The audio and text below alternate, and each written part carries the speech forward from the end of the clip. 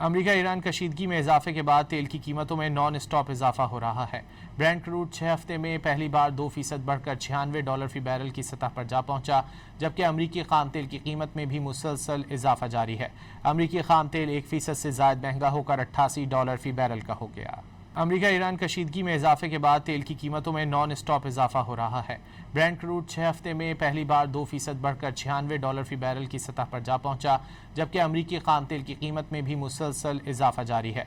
अमेरिकी खाम तेल 1% से ज्यादा महंगा होकर $88 फी बैरल का हो गया। अमेरिका ईरान कशीदगी में इजाफे के बाद तेल की कीमतों में नॉन स्टॉप इजाफा हो रहा है। ब्रेंट क्रूड 6 हफ्ते में पहली बार 2% बढ़कर $96 फी बैरल की सतह पर जा पहुंचा, जबकि अमेरिकी खाम तेल की कीमत में भी मुसलसल इजाफा जारी है। अमेरिकी खाम तेल 1% से ज्यादा महंगा होकर $88 फी बैरल का हो गया।